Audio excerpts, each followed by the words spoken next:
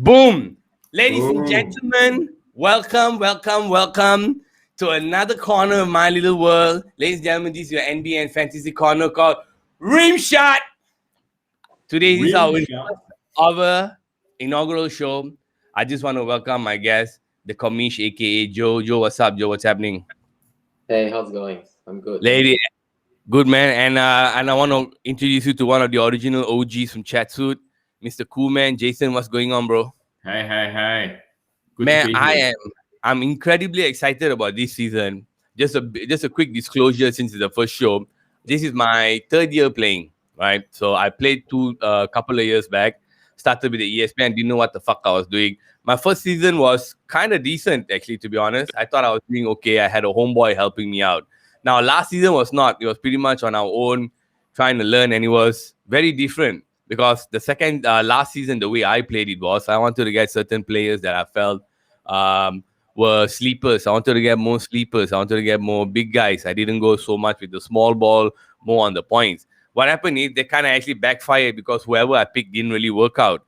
So having observed all this and having decided that we might have a crew here that's actually willing to talk a lot about NBA and fantasy, I just want to put a full disclosure here. If you're going to tune into the show, the people you need to be listening to are these other two here, not me. But today, because we are a month away out from the preseasons have already going to start. We are about a month away from the NBA season, and today we are going to pick five of the players that we feel are going to be breakout players this season. They can be anybody. Obviously, we're leaving out the big players. We want to look at guys who we feel played okay last year, but this year we feel are going to be a must-have in your NBA roster. Now, to get things rolling, let me, my beautiful self, let's get this ball rolling. Hang on, I got notes, huh? Let me get these notes. Baby. So technical glitches this morning. Started a little bit late as usual. New channel and all the challenges that come with it. And god damn, I don't even look right. There we go. Okay. So my first choice for hold up, where is it? There we go. Yes, sir. Okay, you all ready? My first choice, Celtics player, Robert Williams III. Now, reason why I picked this guy was, I remember some of you fellas taking this guy last season, and he was doing very well on the blocks. He wasn't getting a lot of minutes, wasn't getting a lot of time, but when he was on, he was contributing a lot. Now, Celtics moved away from Kemba. They got Tatum. What's this other boy's name? Green, right? Jalen. And sorry? Jalen. Yeah, Jalen. So you got both of them, and I think, my opinion, I think Robert Williams is gonna be the maybe the third or the fourth guy. Okay, here's what I have. Williams averaged about 8.0 points last year, 6.97 rebounds, 2 blocks through 52 games. He had 13 starts from the playing as a center, and his biggest problems are injuries. The thing is, he's only 23 years old, and he just signed a new contract worth $54 million for 4 years. Yeah, the brother got paid, man. The brother got paid. Man, he's still young. I didn't know he was that young. So when I was checking this out, I remember I wanted to go with the guys that were going to offer boards and blocks somehow, because with the field goals and all that and the free throw, they'll probably fuck up. But I wanted, somehow this guy, he was getting the points also in double digits. I think this year they might rely on him more. So he had a limits. He had minutes limit. So yeah, so I think this year he can be maybe a 4th round, 5th round pick. So that's my first pick. Now my second pick. I agree. I had him on my list. Yeah, you did. That's why Joe was asking. I said, nah, let it be overlap. It's no problem. But I want to know your reasons. Okay, so my next guy is another center, Jarrett Allen. Yeah, I had Jarrett Allen last year mainly for boards, for nothing much really. I mean, even blocks and stuff, I don't think it was really there. So hang on a second. Let me just check this. Okay. Oh, we're not on 1080p. Damn. I want to go 1080p. Hold on. 20. Okay. So my next guy is Jarrett Allen. Jarrett Allen was a good points guy. He was a not really elite blocker, decent blocker, but he'll get you the boards. Now, I feel this guy hasn't really found his place in any fucking team. He's been thrown around all over the place. He's been doing all kinds of shit, And then Drummond was in Cleveland, and Cleveland went to this one. And then this year, he was averaging 12.8 points, 10 boards, 1.4 blocks, 62% from the field, blah, blah, blah. Allen's relying on rebounds, block. I already said that. He has to compete with two guys. Now, Evan Mobley, and they got that fella, Laurie Markkanen, I think, from Chicago. That's right. I am saying, fuck those two clowns. If I'm the manager in Cleveland now, I'm saying, bro, like, I think this guy, you put him there, he's already got the 2 years. He's already been the journeyman. Laurie Markkanen is okay. He had a good season last year. I think Jay had him. And then after that, he was injured, so he wasn't playing as well. So I think this is his season. I feel like you can go to some fantasy sites and you see, they'll say, oh, no, I don't think Jarrett Allen is not even consideration. He's in my team. I think maybe 5th round, maybe 5th round, early 5th round. Depends on how many people are in your fantasy, right? That's right. But also, it's interesting with Markkanen. He shoots a lot of threes. Who? Allen? No. He said not traditional. Allen, Markkanen. I'm not sure though. Joe, does Markkanen shoot a lot of trees? He does, but efficiency-wise, I probably think not the best, huh? Yeah. But it's interesting. He shoots quite. He's a bit like Nowitzki type. He just shoots from outside. Right. Yeah, he's like a stretch big, right? That's right. Which is interesting because Jarrett is not. I mean, he's not a beast, but that's not his game. He plays more inside, right? He plays more inside. He just runs in the middle. Yeah, he's got good rebounds, this brother. I'm not. Yeah, and he's very steady. His game is very simple. He doesn't do anything crazy. So, in my opinion, I think this guy might have his breakouts in this year, and he's 23 old and a new contract, 5 years for 100 million. So sure. I have a feeling they might play him more. Now, 1, 2, number 3.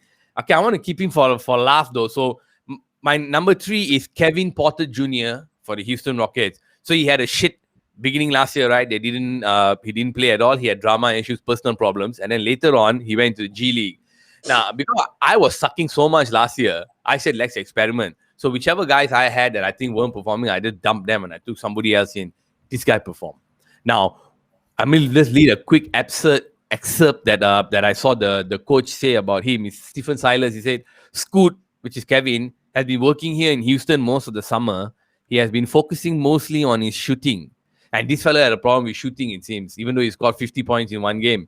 Jalen Green and Scoot are going to play on and off the ball. Both will be able to play fast in and in space. Christian Wood's versatility allows them to play to their strength. I am focusing both on and off court development for the young guys. I just want them to get better every day. Can't really tell much from this kind of statement, but I feel if this fella gets to play from the beginning and he can get his fucking head right, wow, I think he's going to give you everything, man. Points, field goals, 3 points, percentages, maybe some rebounds as well, because small guys are getting a rebound. So Kevin Porter, 3rd guy. Number 4, I put 2 in 1 because both are from the same team and I cannot fucking decide. Shake Milton and Tyrese Maxey. If you go online and see some of these guys, they are saying Tyrese Maxey is the one that to consider a breakout. But I don't think Shake Milton had a full season. He was still sort of coming off the bench. Once in a while, he started when somebody's injured. Seth Curry was out with COVID. Shake Milton came in. I love the backstory, how he got his name, father with the milkman and then milkshake and all that shit. I think this boy can ball, man. Tyrese Maxey, however, I think might be a better baller than Shake Milton, but I don't know how much time he will get. I still do not know what's happening in Philadelphia. I still do not know. Simmons is definitely gone, but who else is coming in? Blah, who's going to take over? I'm not sure. But I would say these 2 guys can be somebody to 2 kids, young kids to look out for in the coming season. Last but not least, I couldn't leave this guy out. He has served me well. First season, served me well. Second season, served me well. But he wasn't a pick from our draft. Norman Powell. Okay. Norman Powell. Normy Norms. So last year, Normy Norms, also nobody took him in the early rounds. He was out there. And then I had several injuries. So I took Gary Trent Jr., which I wanted to put on this list, but we're leaving it to 5, so I'll leave him out. I put Norman up first. And Norman, I took him in the second half of the season. Again, did very well. Got the trade to Portland, right? So now he will be sharing time with CJ McCollum and Lillard. Now, I don't know what Lillard's state of mind is. I don't know whether he's still going to be there or he's going to be traded. CJ got injured last year and then he came back, but he played so well, man, in those games when he was healthy. So yeah, you might say that okay, he might have to share points a lot with these two guys, so on and so forth. But we had that same problem with the Nets. We say, hey, Harden, Kyrie, and KD need to share the ball. All three are not going to, no one's going to get points, blah, blah. Bullshit. I stayed away from the Nets guys last year, but all was scoring. They were nuts, huh? Especially, it's because people kept on going down, and they took turns, right? Yeah, and they're still getting triple, double doubles, triple doubles. So I said, look, all three of these guys can score. I don't think the coach will say, okay, we signed you to the team now. I want you to play backup and pass. Or Norman can shoot. He can shoot the three as well. So I think Norman Powell is my fifth guy in my top 5 breakout players for this season, adding to the fact that Norman had his best season last season. Sure. Ladies and gentlemen, okay, now next to take it, Joe, go ahead. Who are your 5? I got to type these down. I think the way I see breakout players, I think there's probably 3 key things, right? One is your personal growth. So I see usually second or third year players, usually they will have a huge leap, and also situation is very important and opportunities. So I see I think this past season there's a lot of changing coaches, changing ownerships, people changing teams. So that's also play a major factors, and also injuries. I think people, player come back from major injuries. They miss a lot of time, and then and this season potentially become healthy, and they will have more playing time, and then and hence a breakout. So I guess the first 2 players that belong to the I think they are all 3rd-year players. And the first one is Michael Porter Jr. Wow, okay. Yeah, I think over the first 2 years of his career, I think he has absolutely been a good player. He's grown and developed into a starter for Denver Nuggets. And I think he's coming off a season in which he averaged like 19 points, 7 rebounds per game, and shooting really well, 45% from 3-point range. I think I believe he's going to take another leap this year, because with Murray, I think he potentially out of the season or come back. He won't come back until like probably towards All-Star or even playoff. So he will need to play really well with Jokic and become that second superstar in Nuggets. So I think he's got that opportunity, and I think he's got the ability to do that as well. So I think he's gonna have a really good season, pending health. So that's my first player. All right. Second player is also a 3rd-year player, and not many people know him, but I really think he has a great potential, and he is Dariusz Garland from Cleveland. Dariusz Garland, I saw Cleveland. Yeah, I think even Steph Curry made some really good comments about him, and I think it's not easy for Steph to do that. I think he's in that group of NBA player that I guess most casual fans, they don't know about him, because I think purely because he played for a small market, but he's also I guess the other reason he's been sort of partly overshadowed by Colin Sexton. Colin Sexton is incredible. But I believe this season potentially there's a chance that Sexton gets traded. Really? We'll get to that. I'm going to ask after this. Yep. Yeah. If that happens, I think he will become the number 1 guard in Cleveland, and he's got I think for scoring guard, there's a lot to like about Garland. He can score at all three levels, and there, a healthy jump from his, rookie to sophomore season, and I think he will break that 20% play this season. And he's really good with assists as well. I think the only drawback is that he is not tall. He's only 6'1". But nevertheless, I think he's one of the better young offensive guys in this league. And I think he can definitely beat that. He probably can get into top 50. If everything goes well this season. Did you have him last season? That's a good question. I didn't. Because I actually wanted to pick him up on waiver wire. I think at the first week, he wasn't drafted. And somebody else took him because we all beat, right? And I was outbeated by another team. Right. Yeah, we do ESPN. Yeah. Yeah, but he injured quite a bit. But he was amazing when he was on the field. Okay, not bad. We got two Cleveland guys here. Okay. Yeah. And Michael Porter Jr. Huh? Okay. Yeah, I want to ask you one. Yeah, so that's one of my players. So I agree, with you. He's got a very good opportunity. And with John Wall not playing this season, so I think if John Wall play, I think his ceiling is capped. But if John Wall, he's not playing this season, then I think they will put a key to Kevin Porter Jr. He's gonna play really well. If he can shoot well, he'll be amazing. So did Wall get traded? Did he? Yeah, actually. He didn't get traded. He wants to be traded.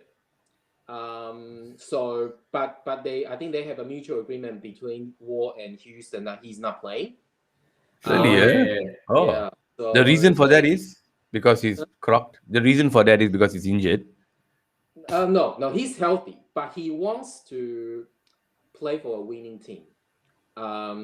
And then Houston wants to develop young players, and they also want to tank for another season. Sure. So it doesn't make sense for Wall to play. But the thing is that he's owed $90 million for the next 2 seasons. So it's very, very hard to get a trade, partner. And I don't think. I mean, they can also buy him out, but it will be very challenging. So I guess I think Wall will still be able. I think the plan is that he will still be able to, I think enter into the facilities, and I guess maybe more like a player coach kind of player, but he won't play. Damn, that's a waste. So much money wasted, man. Okay, so that means if this guy leaves, you got a good chance. Okay, good stuff. Yeah. You gave 2, right? Yeah. You had Garland, Porter, and was Kevin on your list?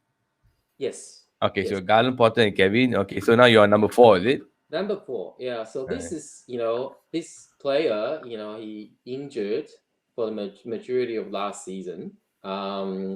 And we need to guess this. If he gets healthy, I think he's gonna have a very, very good season, a breakout season. And it's Caris Levert. Caris Levert, okay. From Indiana Pacers. Because I include him because it's all about staying healthy, really.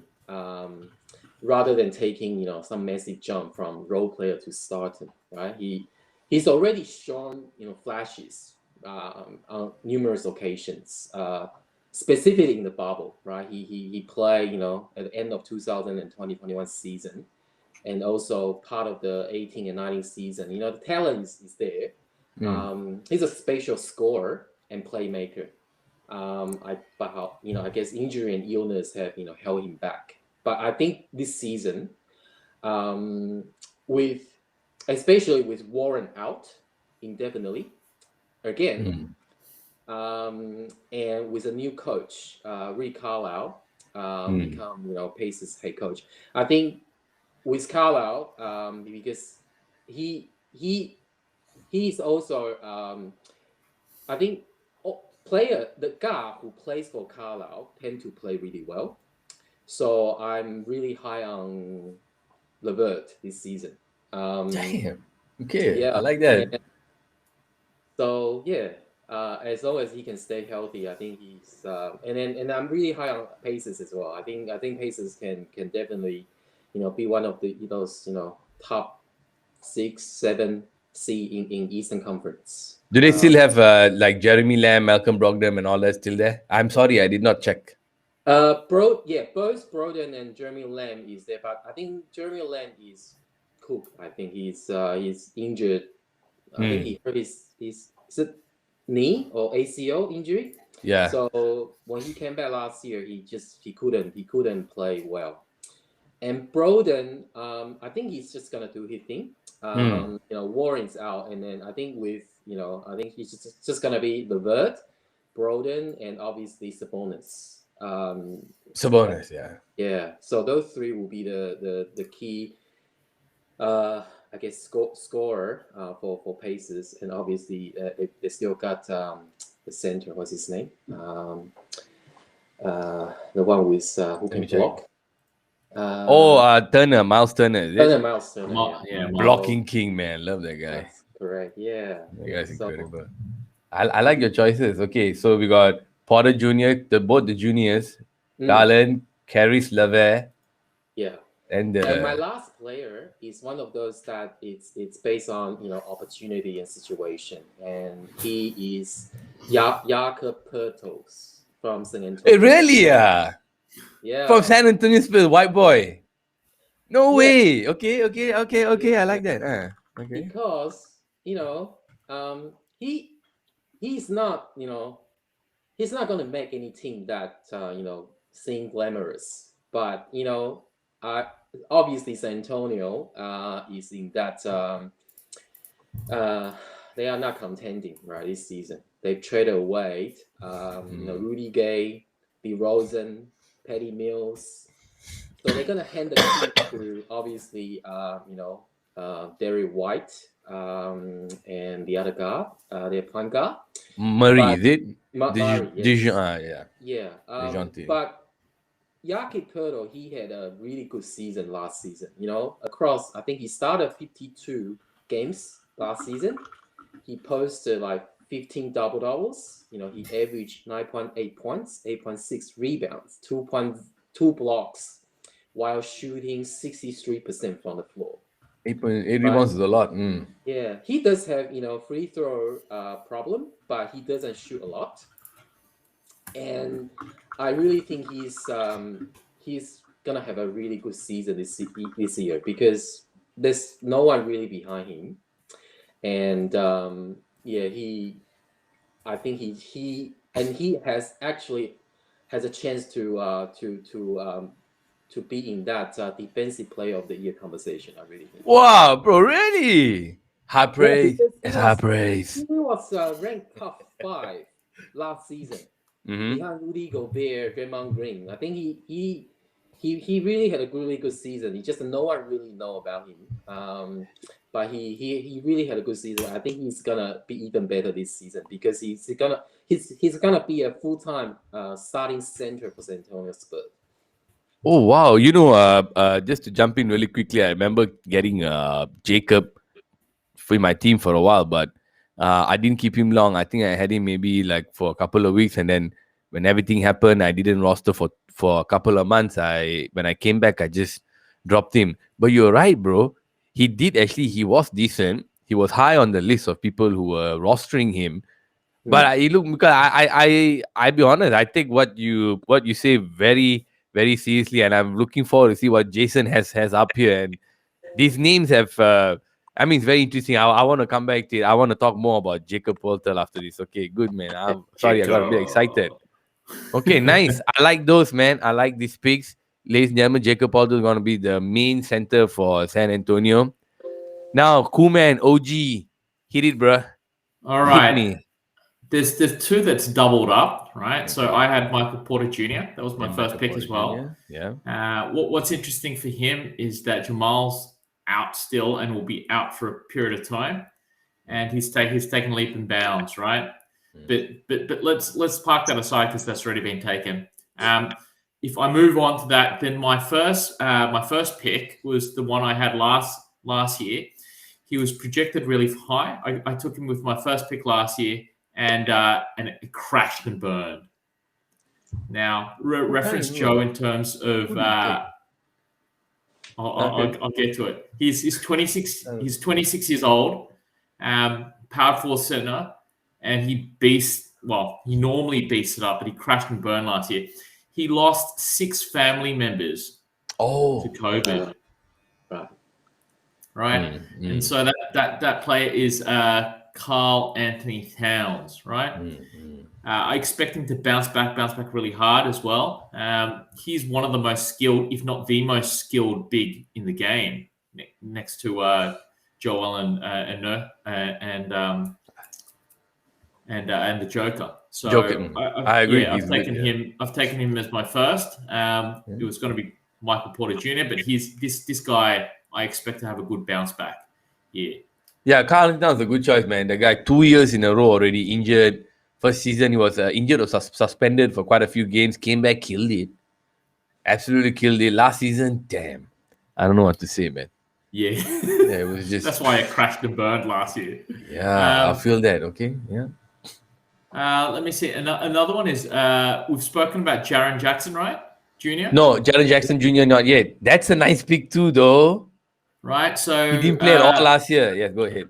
Yeah, so he's young. He's very young, and I think he's got all the skills requisite to be a top 30 guy. He's just got to put it together, and I think he'll get the opportunity this season. But he's a promising young player. That was my second one. I also had Robert Williams. I think the key with Robert Williams and the Celtics is, one, he got paid. And typically when the right players get paid like Jaylen Brown, they bounce and they bounce hard. And he's got he looked like he's 35 years old, but he's only 20. That's not that. He does look old. Yeah, no, he does. I thought he was in his 30s. He's only 24. Crazy. But I think he'll have a good year this year. But if we move on him, because he's been discussed in the past. So then my third one would be LaMelo Ball. Man, why are people saying okay? I feel that. Although he's got other point guards, he's a year in now. His passing skill sets are through the roof, man. This guy's got Showtime in him. Shit. Okay. High praise. It's high praise. He's got Showtime. He's also in an environment where not a lot of people are expecting a lot of things, right? Okay, Charlotte, fine, yeah.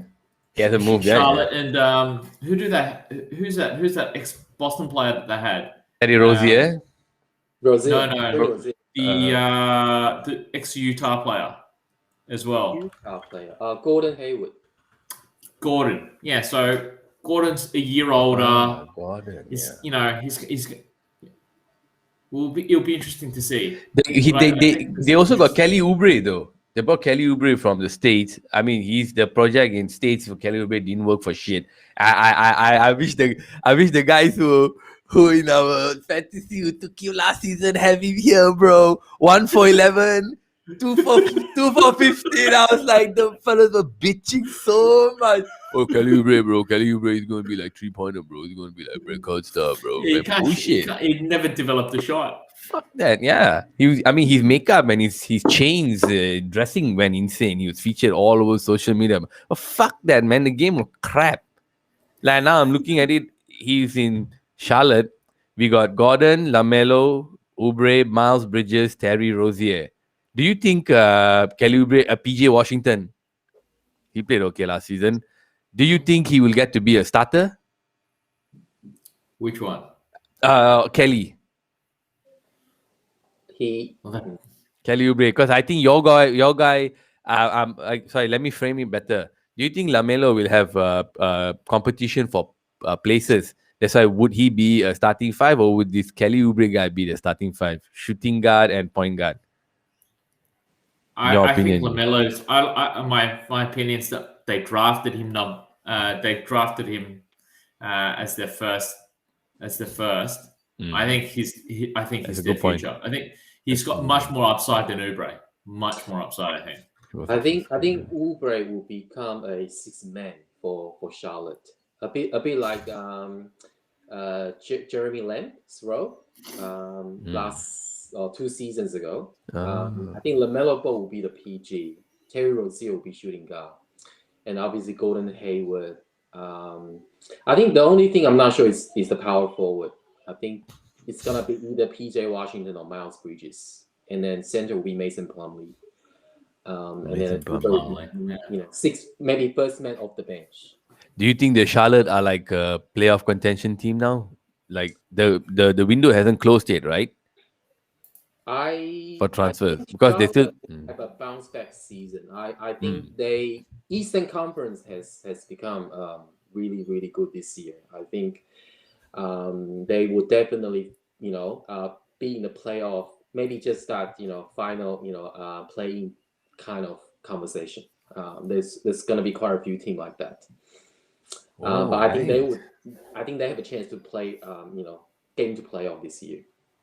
Okay, nice. I like this list, man. I like there's quite a range here. I think the tall guy, Jacob, Caris, Karl Anthony Towns from you guys. My side, Jarrett Allen. As far as the ones that I didn't expect you all to put up was LaMelo, your Dariusz Garland. I saw some guys on the online also do Garland, but I want to be honest. I want to be authentic. I don't. If you guys are watching this, I just want you to know this. We are doing this for fun. The problems I face will be the problems you guys face, and the problems these guys face with the same problems you guys face. That's why if you are tuning to the show every week, you will see how fun and how we figure out this goddamn thing, which is, I tell you, man, I fucking love it. Trying to figure out how to patch up certain places in the game where things didn't work out, getting that first week pick. Now, I want to talk about this now. I've noticed that once you pick your team in the fantasy and then you go after the first week, almost every other person and his mother starts chopping and changing their players. I think last year, many went for the Nets boy, the white boy from the Nets. What's his name? Joe something, right? Harris. Or the white boy from the Nets who was scoring a lot in the early days. That was a good pick. Shooter, That's Joe right. Harris. Joe Harris. Thank you. Harris. And then he was one. Then I remember the other one, because both had similar jerseys, was Keldon Johnson. Everybody went for Keldon Johnson right away. And Keldon Johnson was very productive man in those early days. So I had a list here earlier of people who I thought were potential sleepers. Hang on, let me just open it up. Now one of my sleeper guys was Gary Trent Jr. Okay, Gary Trent Jr. was scoring. He was doing well. He was good production over maybe four stat lines: points, field goals, percentages, and 3 points here and there. Balls and all that, not so much. Hard to say how things will turn out in the Portland Trail Blazers where he is now, but I would still consider him a sleeper, because you look at all the scouting reports and all that, this guy's a scorer. He's not an elite defender, but this guy's a scorer. He can shoot from anywhere. Hasn't been proven under pressure and all that shit, but contributor. So I don't know. I think I'd like to put Gary Trent Jr. He's only 22 also, as one of the guys here, sleeper ones. And one more will be Cade Cunningham. Now, I cannot elaborate too much on Cade Cunningham. I'll be honest, I didn't really see so much of it. But sometimes when a lot of this smoke, right, some of the smoke will be burning rubbish and it stinks. But some of the smoke sometimes could be the smoke that is under the barbecue pit. They're just about ready to roast a good piece of fucking prime rib or some good-ass pork ribs. You know what I mean? So that smoke smells really good. Now, I'm trying to get that smell. And I trying to get this good smell and follow it and see whether I can get any of these sleeper pork ribs or good-ass ribs. And I would put these two guys as my sleeper picks. Hard to say. Like the 5 I gave earlier, good points there. Good value points, good backup. But these two, Cade Cunningham and Gary Trent Jr., I'm not sure. Can I ask you guys a little bit about Cade? I mean, number 1 pick and all that, Detroit. Will he get a lot of time? Do you think? I had Anthony Edwards last year, by the way. Fucking bullshit in the early year. Fucking bullshit, bro. I was remember talking to Jay and all that, and everything is a coin toss, right? You don't know how it'll turn out, right? So you try and do your best. Hang on, let me remove this. So you try and do your best. But it didn't work out for me. He was killing me on the field goal percentages. He was taking too many shots. Everything else just wasn't there. The moment I dropped the clown, 2 weeks later, somebody else picks him up. I forgot who. I don't know whether it was Joe or somebody else. Somebody else picks him up. 30 points. I think Andy, 28 points. Fucking. I was like, you. He had a few 40-point outings, didn't he? Yeah. Yeah. And it was because of the change of coach. It was also because of the change of personnel and all this shit. And KAT is still out again after all that drama. What a fuck up, man. So I always have a bit of trepidation putting a first year player pick in there. But I want to ask you guys, lah. Like really, I want to ask you guys. Joe, can you talk to me? What do you think about Cade and taking first round picks? I believe he's definitely a superstar in the making. I think he's got all the tools and skills to blossom in the NBA. But for rookie, typically, they always have efficiency issues. So they always start slow. But I think Detroit is a good place for him. He's got the ball in his hand, and then I think he's gonna. There's no one else there, right? Yeah, no one else there, so he's gonna have a lot of usage. But I think typically, I think he's gonna have a bit like Anthony last year. He might start slow, but crucial point to figure things out. But the second half of the year, I think he will get into that top 50 conversation. Just purely from a fantasy perspective. Detroit won't be winning, but he's gonna have a good stats for sure. That's Jason, what do you think about this boy Cunningham? I don't know a lot. I didn't see his games, but what I have read up on him is he's got high upside. They're expecting. Well, they've handed him the keys to Detroit. If you compare to like other guys who came in as the first round pick and all that, LaMelo and maybe guys on the pass and all that. If judging by the hype, because like admittedly we haven't seen the boy play. Last time I remember when Wade came into the league, I had actually seen Wade play. Before that there was so much out there. Carmelo Anthony. With this boy, he's there. Maybe with the COVID thing, we're not really in tune. But what do you think about going for a first round player with a lot of hype in the early rounds, like 4th or 5th round, like how I did with AE? I've done it before. I did it with Kyrie, and I did it with Kyrie, nice. With Zion. Wow, that would have been awesome for you. Was that first year injured? Is it? So you didn't get him? No. So the first year that he did play, right? Right. Yeah. He went nuts. Zion is an incredible fantasy pick. Yeah. I think he's been the one that paid off the most. Even Kyrie, as good as he is, and he was amazing, right? But yeah, I mean, I think it's a middle round pick. Joe, where I think it's nice. Would you go for these kind of players early, Joe? For me, I never really draft rookie.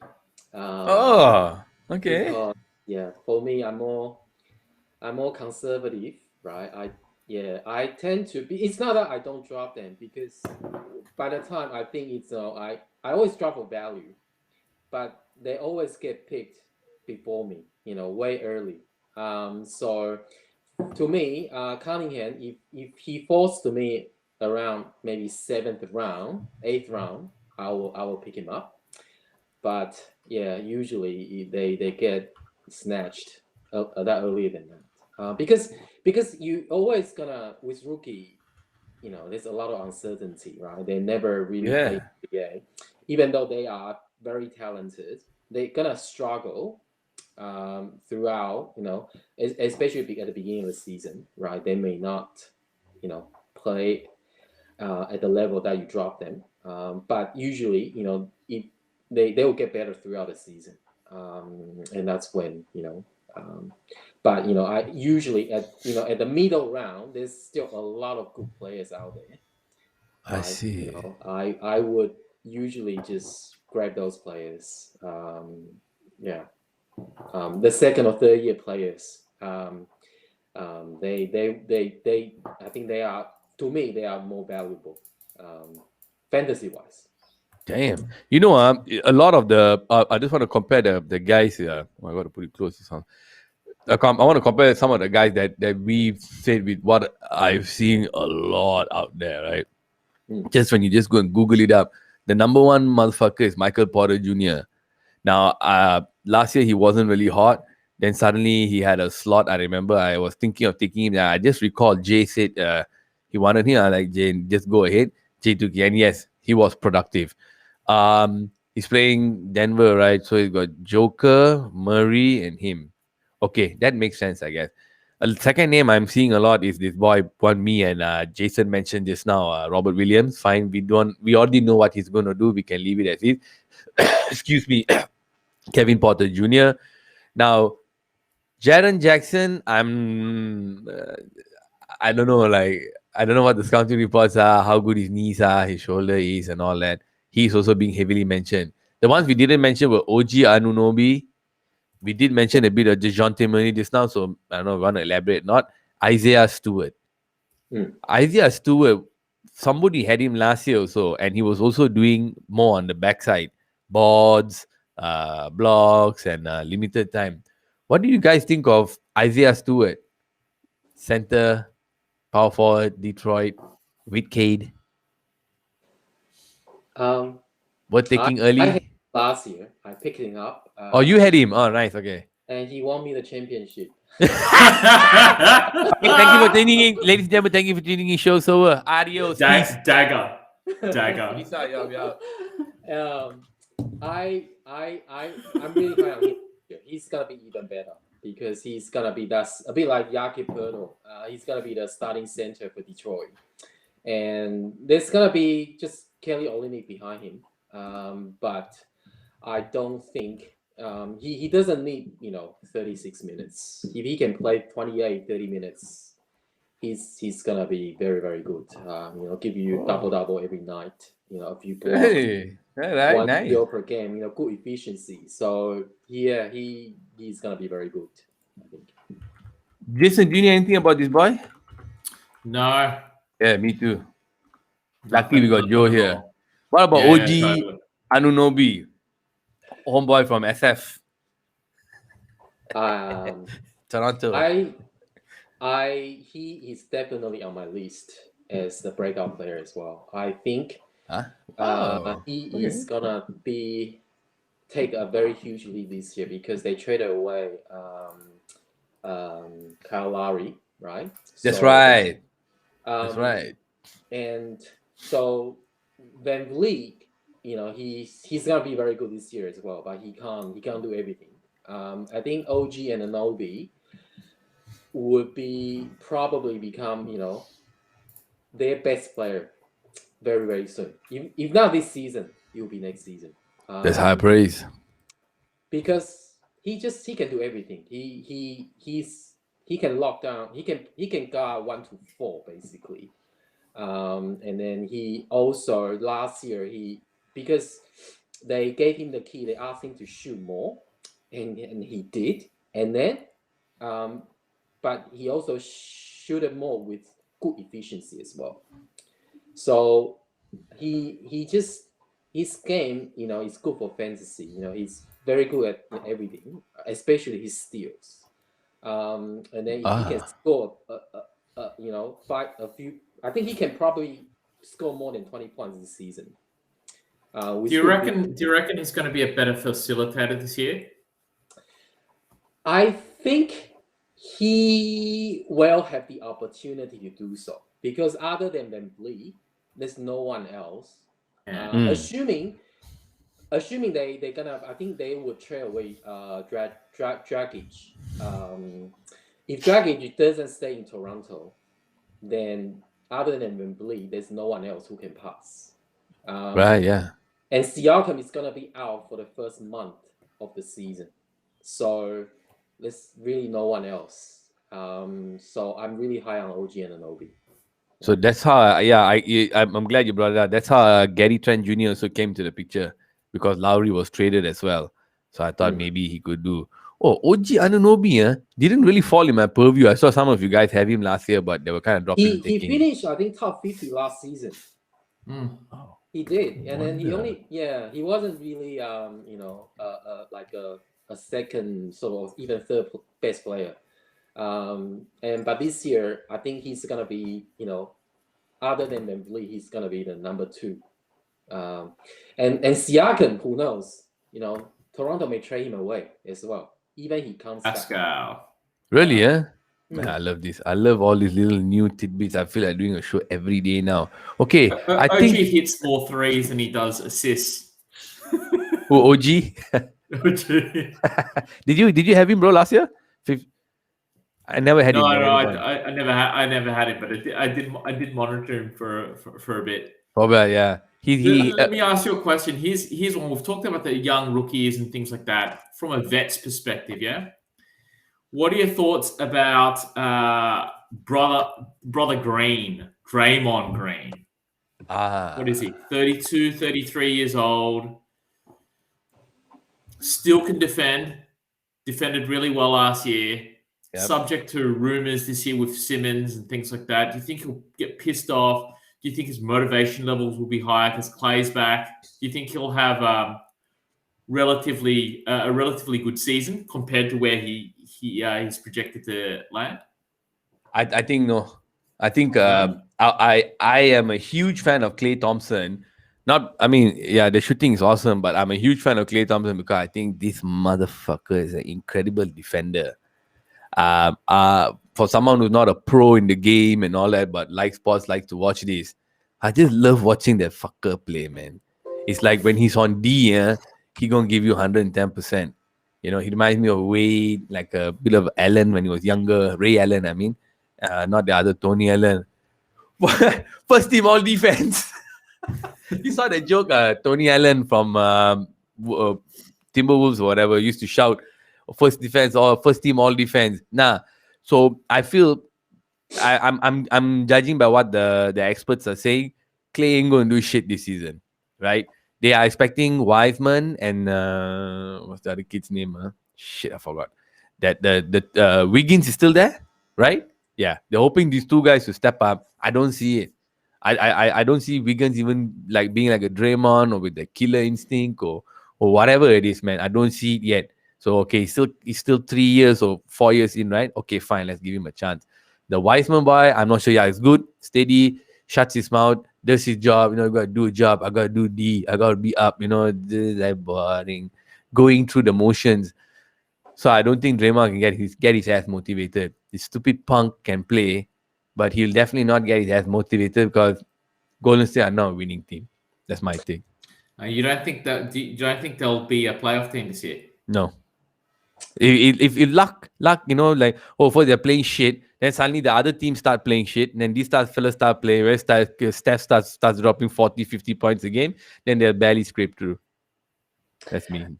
I'm actually the opposite. I'm really high on Draymond Green and Golden State this year. Draymond. Yeah, because I actually had him last year. But I traded him away in the middle of the season. But he actually finished really, really good. I think he was also a top 50 or 60 player last year. And I think he's going to be even better because with Draymond Green, he's that kind of player that he just needs diversity, right? People criticize him, then he will play better. He needs that negative energy to play better. And I think Steph, I think he's still gonna play at the MVP level. With Klay coming back. So I think I'm not sure whether they will trade for Ben Simmons, but assuming they don't, they can still contend. But they got Poeltl. I know he's being not healthy, but I think they've got Namina, Belisa, and a few other players which I think they have a good chance. And I think Draymond, he's not gonna score a lot, but he's still gonna play really at high level, in terms of defense and rebound, assist. But I think the only thing I'm not sure at the moment is that Andrew Wiggins, he may not play any home games. Oh, okay. Sure. So if that's the case, I was reading up about that and I wasn't clear. Is that religious belief or is that that's religious belief. what religion doesn't allow you to get a jab? I'm not So sure. it's even I don't. Yeah, wanna- because I thought I read that wrong, but No, you're I right. read it as a glance. I think apparently there's quite a few players like that. They also Yeah. they Yeah. Religious belief. It's a problem it's a problem in football also. So a lot of the guys don't want to get vaccinated. They got one, then during the interval they said no, I don't want to take the second. So they just partially jab. What the fuck? And then the Manchester United second goalkeeper, got COVID. Dumb fuck. Young boy kid. Yeah, just came back. His season is fucked. Now his lungs are fucked. He could have got the jab 3 months ago. So that I heard in the NBA, so there seems to be a bit of a problem because certain states don't let you come in if you don't have the jab. Yeah. Americans say, I got my rights. New York and California, right? Yeah. I got homeboys who game with me online. We play Warzone. American, black, Hispanic. So I'm saying, hey man, and they drop the N-word with me and all that all the time. And I asked them, are you guys taking the vaccine? He said, nah, bro. I'll be the last guy, bro, on the world who takes the vaccine, bro. I'll be the last guy, bro. I ain't touching that shit, bro. For real, man. So now I'm like, the NBA is allowing all the players to play everywhere in every state as long as they go to the stadium and then fuck off, right? I heard the hotel shit stay is still not there. You come in, you go, you do your thing, you leave, and then I think they still swab test you or whatever. How? It's like the protocols are not mandatory because everyone's got their rights in America. Unlike Malaysia, fuck you, get jabbed or get the fuck out. Simple as that. We don't give a shit. All right, get immunized. So yeah, I don't know what's going to happen with the injuries, man. Because last season was just bullshit. It's just too many injuries for guys. I think it'll be the same this year. Yeah. Yeah. You think I it's think much it'll be I think it's pretty wild. COVID would have a big impact on that. God damn, man. I tell you, it's just going to throw all the selection process out. Makes it interesting in a way, but it's also frustrating. You get the guy, and then tomorrow morning they say, oh, tomorrow morning, just before the game, he's not playing. What the fuck, man? You didn't so the other guy, then you're like, then you supposed to have 40 slots that week, you only finish 36. Then your homeboy you're playing against whoop your ass. I'm like, you know what, man, this is messy. So you all feel this season might be the same, huh? You might be seeing same issues. They Okay. probably will have less. They probably won't, cancel games because I think about, let's say 90% of players are fully vaccinated now. So if that's the case, I think they will play. But there may be certain player miss here and there. Yeah, there'll still be that, but it won't be as bad as last year. Yeah, I don't think there'll be lockdown. Well, I mean, there'll be lockdowns, but I don't think they're going to be shifting games and pushing games out. I don't think half the team won't be able to play. But I think what will happen is that players here and there will still get infected, and then they've got to get quarantined. Yeah, because a lot of these guys are not wearing masks also. Only recently, LA reinstituted the wearing the mask thing for a while, And I tell you what, let me ask you all something. I like talking about this a lot. I don't know why. This up. Let me put this up. Talk to me. Anybody? Is this boy worth taking this year? For me, I wouldn't. This is for fantasy, right? Fantasy, bro. Yeah. I wouldn't. I wouldn't touch Klay. Maybe in the last round, if he's still there, I might. I'll just put him into the IR or something. But because he won't come back until January, probably, even maybe February, and even if he comes back, he's gonna not play back to back. He will have minute restrictions. And then he he is very good, a real life player, but fantasy wise, he's never been in that top 50 conversation. Really, yeah, bro? Shit. Yeah. The 2 years I played, he's been out. Can you Because imagine? he can score. The two biggest category he gives you is points and threes, right? Points and He threes. doesn't steal a lot. He doesn't block. He doesn't assist. He doesn't rebound. He's good. He's got good efficiency, but he doesn't shoot a lot of free throws. So there's a lot of hole in his game. And now, he also gives you turnovers, so he doesn't turn over the ball very much. right, I but see. for me, Okay. I don't really care about turnover that much. And the thing is, nowadays, because before, like when in his prime days, he can give you three-pointer a game. But now, almost every player can give you 2 3-pointers a game.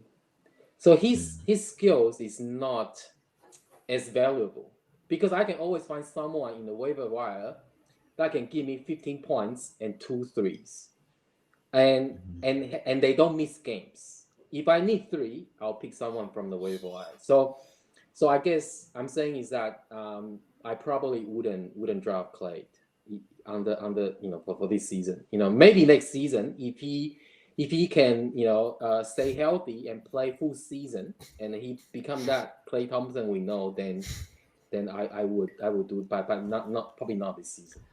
Jason, I want to ask, why did you bring up the Draymond thing? Because I had him in my first season, and first season was a learning curve. So there were certain things that I wasn't sure. Like I was kind of maybe hung up a bit on the points. I didn't realize that the assist, the rebound, and all that are also equally important. So why exactly did you bring up the Dre question? Is it because of this? Well, I think he's an interesting player, right? And if you look at least the philosophy of where you draft players and who may have a breakout and things like that, he's interesting. He's a player who's the heart and soul, and he's probably their most important player. He's not the best, clearly. He's their most important player. But also where he really ticks up is he loves to pressure. And last year and the year before, there was no pressure, right? It's Yeah, right? if I'm coming, if I feel like doing, yeah. Yeah, Klay's coming back. I think from a fantasy perspective, and I learnt this from a mathematical perspective, right? So I view the world in fantasy as maths. They're ones and zeros on a piece of paper. You don't worry about who the actual player is and the brand name and things like that. And so it becomes a simple equation. It doesn't matter if it's Kobe, it doesn't matter if it's Jordan, it doesn't matter. If they're out for a certain chunk of the games, and even if you take them for the 9th, or depends on how many rounds you've got, but even say the later rounds, in certain formats of fantasy, even if you've got one injured player, that one injured player will be costing you. Every round it costs you, right? You missed 1 game, 2 games, 3 games, whatever it is. It costs you. Yeah. The maths doesn't work. It's not worthwhile to hold an injured player. That's what I've learned over the last few years. So would you be taking Draymond for the spread of stats? I think in the later rounds, if he's available, I'd take him. Joe, do you think Joe, do you think Draymond is maybe the earliest round you should pick Draymond is when, in your opinion?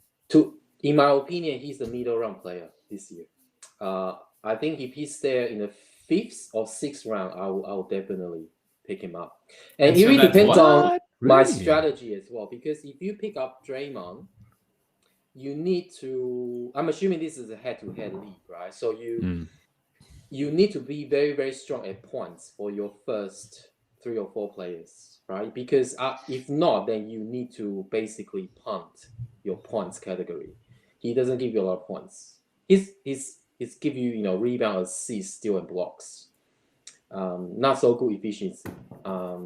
So it's a depending on how you want to build up your team.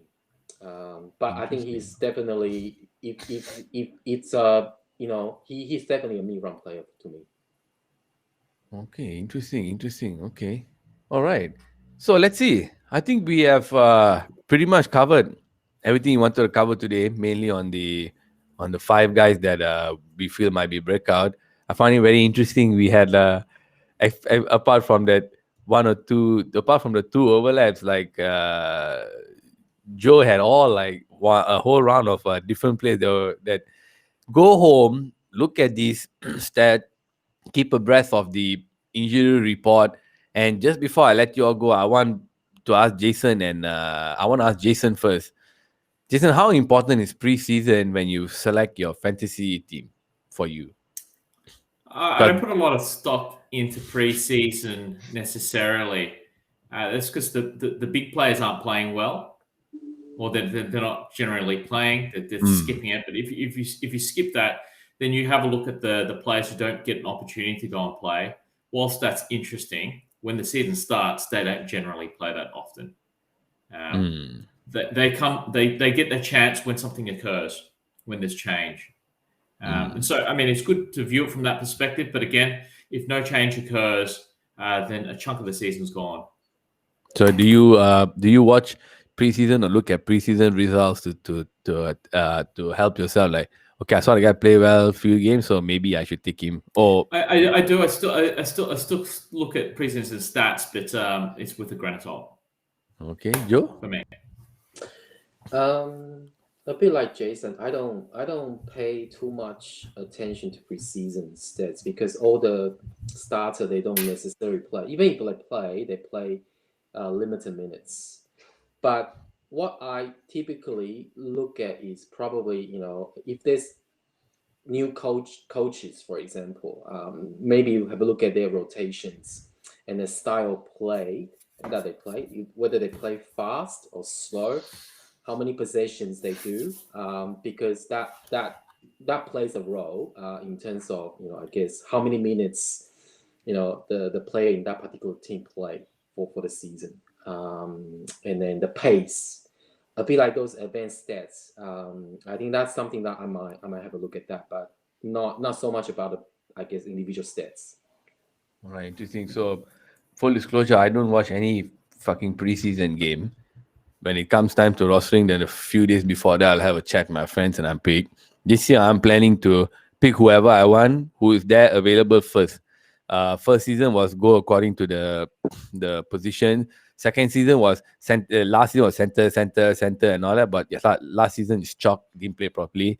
This season, what I'm going to do is, if I see the fella there, I know he's hot. I'm just going to take him. I don't give a fuck if I have the three of the same fellas there. I'm just going to take it, and then after that, I'm gonna I don't know, somehow work it out from there.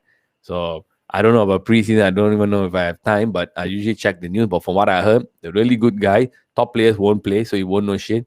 But they can actually have a gauge who might and who might not play. But at the end of the day, right, guys, it's still there's no exact. Is there an exact science to this? How to figure out who to pick? Because you guys played this like almost 10 years, right? Is there an exact science? Like, okay, now at Joe as the current winner, and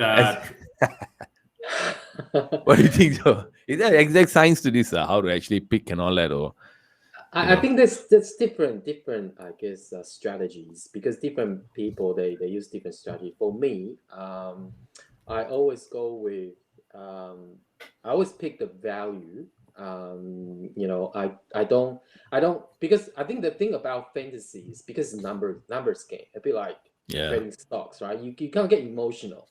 I don't really say, oh, I really want this player, so I drop him. I drop him. It's all about numbers. If he can give me numbers, then I would do it. So it's about, every round I'll have my view about certain players, right? If I think, he'll give me value, and I will pick him up. But I also need to think about, because it's a 9 category, games, right? So I need to think about some people use, balanced approach, make sure that they are decent in all category. But some people, they use punt strategy, so they want to make sure that they win 5 category out of 9 every week. So there's different way of doing things.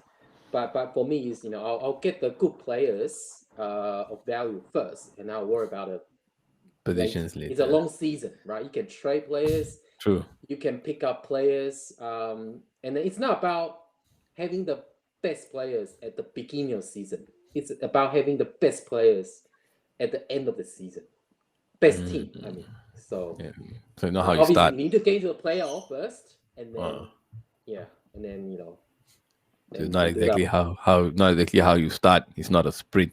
It's more of a marathon. So you need your legs at the end. Jason, how do you this one roster usually? I normally look at it from a pure maths perspective as well. So I don't care about names or brands and things like that. I look at the maths. I think what I typically what's interesting is what I typically roster and play is the position I play myself. So I like power forward centers, albeit undersized clearly on that. And then I build around from there. I look for assists and stuff like that.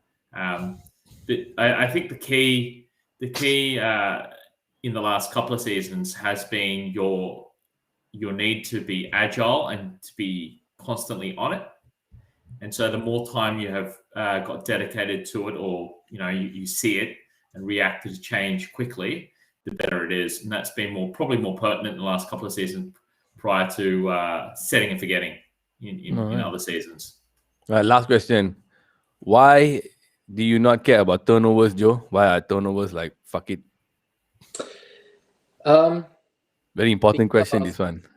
Because all the good players, it's not that I don't care about turnovers, but I will care less about turnover because all the good players, they will play good minutes, and then they have a lot of usage, then they will have turnovers. So if you, for example, like for Trae Young, right? If you include turnover in his game, his last year he was like a 40th or 50th player, right? But if you take away turnover, he's like top 15. Surely he's not. Trae Young is like a top 20 players in NBA, right? You can't because he's got a high turnover. You don't pick him up, right? Because he will give you a lot more than he might lose you turnover, but he will win you four other categories. As long as you balance your team well, I think that's fine. So especially for the first 5 or 6 rounds, you need to get people who can score, who give you multiple categories. Turnover is probably the last thing I look at. Maybe towards the later round, there will be certain players who can give you, who are specialists, and give you low turnover. Then I would pick a few players like that. That's the reason. All right, ladies and gentlemen, boys and girls, I hope you all heard that. I hope you all were taking down notes. If you haven't taken down notes, go and watch the video again. Meanwhile, guys, thank you very much. I'll be honest, this has been actually quite fun. We actually already exceeded the 1 hour mark. I knew we would be very happy to come and talk and share. Just trying to get the people to come in and share in this wonderful little Cousin Roy's little arena over here. As you can see, just before I go, I want to show you. I got the blue over there, I got the white over here, and I got the red over there. Ladies and gentlemen, this is an official fucking NBA corner. Thank you all for tuning in. Please like and subscribe, guys. You guys are absolutely legends. Thank you so much, man. I really appreciate it, and I'm really looking forward to the season. And we're going to do more of this. We need to do a little bit more build-outs. I'll get some interesting topics and all that as we come close to the season. And we will go live when we do our team draft. So do join us on October 16, right, bro? Saturday, right? Yes, that's right. 11 p.m. Sydney time, so 9 p.m. Malaysian time. Ladies and gentlemen, thanks for tuning in. Peace out.